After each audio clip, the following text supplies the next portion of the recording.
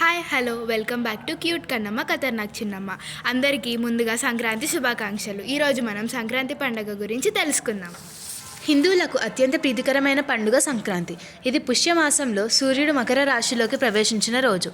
సంక్రాంతిలో సం అంటే మిక్కిలని, క్రాంతి అంటే అభ్యుదయం అని అర్థం. అభ్యుదయాన్ని ఇచ్చేది కనుక సంక్రాంతిగా పిలువబడుతుంది. మకరం అంటే మొసలి. మొసలి బలం మనకు తెలిసిందే కదా. ఇది పట్టుకుంటే వదలదు. మానవుని యొక్క ఆధ్యాత్మిక జీవితానికి అడుగడుగున అడ్డు తగులుతుంది.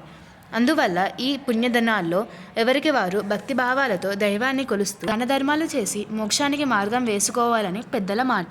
సంక్రాంతి అంటే సంక్రమణం. సంక్రమణం అంటే కదలిక. సూర్యుడి సంక్రాంతి పండుగ రోజుల్లో ధనుసు రాశి నుండి మకర రాశిలోకి ప్రవేశిస్తాడు కనుక ఇది మకర సంక్రాంతి అయ్యింది. సంక్రాంతి నుండి సంవత్సరంలో 6 మాసాలు దక్షిణాయన కాలం పూర్తయి 6 మాసాలు ఉత్తరాయణ పుణ్యకాలం ప్రారంభం అవుతుంది. ఉత్తరాయణ కాలంలో స్వర్గ ద్వారాలు తెరవబడతాయని, ఈ రోజుల్లో పరమపదించిన వారు నేరుగా స్వర్గానికి వెళ్తారు అనేది ఒక మాట. మహాభారత యుద్ధంలో భీష్ముడు ఉత్తరాయణ కాలం వరకు అంపశయ్య మీద పడుకొని ఉత్తరాయణంలో మరణం కోరుకున్నాడనేది మనకి తెలుసు. దక్షిణాయనం పూర్తయి ఉత్తరాయణలోనికి సూర్యుడు ప్రవేశించడంతో ఉత్తరాయణ పుణ్యకాలం ఆరంభం అవుతుంది. ధనుసు రాశి నుండి మకర రాశికి మారాడని మకర సంక్రాంతి అంటారు.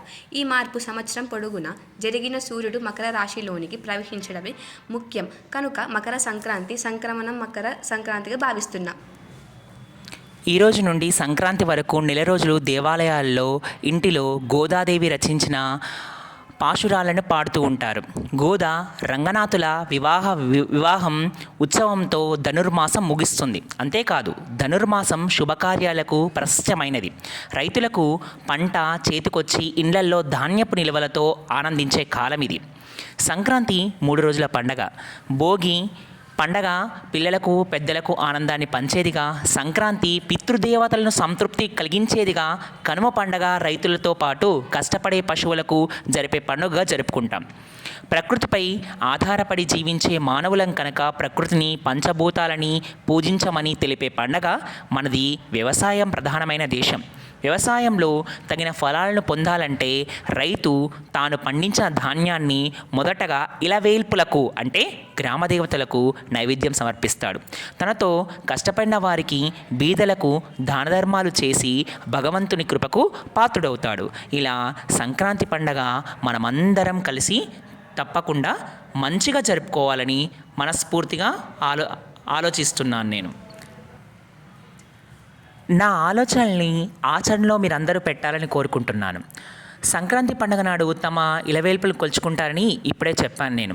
ఈ మాసంలో చలి ఎక్కువగా ఉంటుంది. పల్లెటూళ్ళలో ప్రతిరోజు వాకిట్లో ఆవుపేడతో కల్లాపు చల్లి ముగ్గులు పెట్టి రంగులద్ది పసుపు కుంకాలతో పూలతో గొబ్బెమ్మలతో తయారు చేసి ముగ్గులు పెడతారు.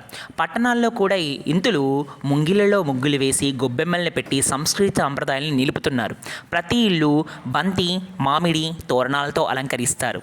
వ్యవసాయదారులు ఇంట్లో ధాన్యపు విలువలు, బంధువులు, అత్తగారిల్లు, వచ్చిన ఆడపిల్లలు, అల్లుళ్లతో ఇల్లంతా సందడిగా ఉంటుంది. ఇంటి ముందు వరి కంకులు పిట్టల కోసం కనబడుతూ ఉంటాయి. మన తెలంగాణలో సంక్రాంతి పండగ జోరు.